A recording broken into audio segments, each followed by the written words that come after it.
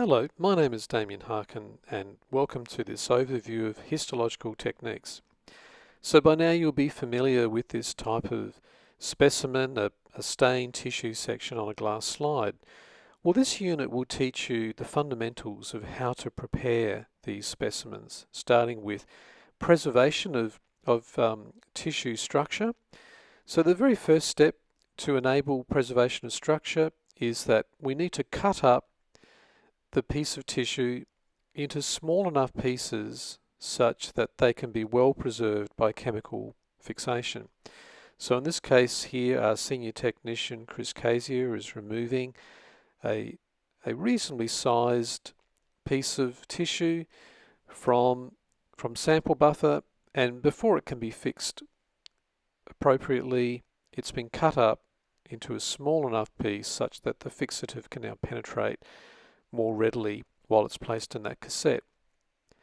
Following fixation, when we have generated enough cassettes full of tissue, they're then placed into this cage in preparation for the next step, which is called tissue processing.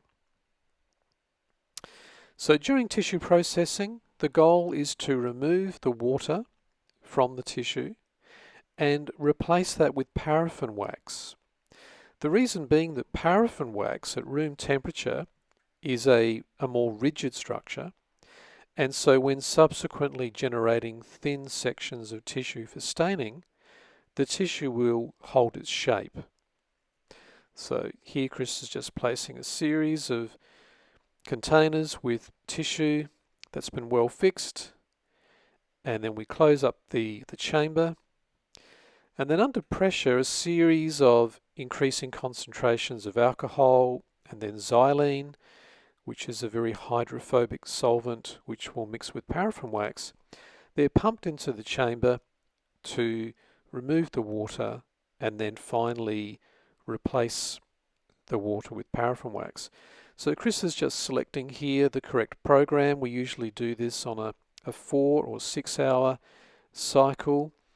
And so we'll set a delay so that'll start around about 2 a.m. in the morning, and then it's ready when we come in the next day.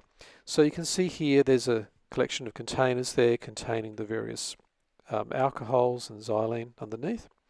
So the following day we will come back and remove the processed tissue. The chamber is now completely drained of any molten paraffin. And then once those samples have been removed from the processor, they don't actually look that much different until they reach room temperature, when they become more rigid.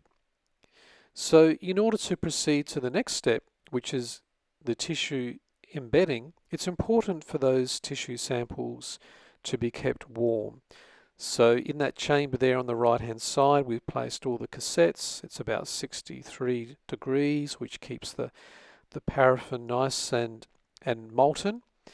And I'll just keep the cassette on the left hand side there because we'll use that later on, as you'll see. So we just push a little bar underneath here to release some of the paraffin wax that's been heated to 63 degrees. And then we've got a piece of esophagus here. I'm placing that onto a cold plate below just to generate a thin layer of more rigid wax, and I'll try and push that into that layer. Sometimes it's a bit fiddly. It's a combination of playing with position and temperature. There, that's nice and center now, so I can move that back perhaps onto the cold plate just to get a thin film of more rigid wax and push down so the tissue is nice and flat against the bottom of that mold. And then using that cassette with the specimen label, put that on top, fill it up with a bit more wax, and then place onto the cold plate there at -4 degrees until it's nice and hard, such as this one here. Okay, so the next essential step in preparing your tissue for histology is microtomy. So microtomy involves placing that processed and embedded tissue onto a microtome such as this one, and then by turning the hand wheel there on the right hand side, we are able to generate some thin sections of tissue.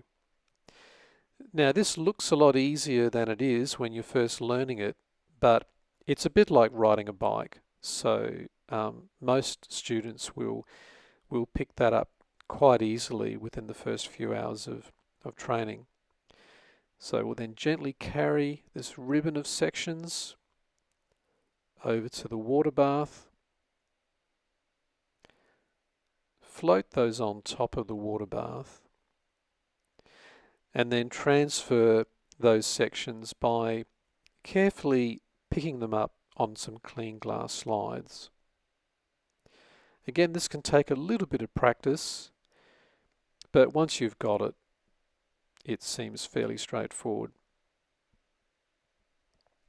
Okay, so those slides then need to be baked in an oven in order to bond the tissue to the surface of the slide.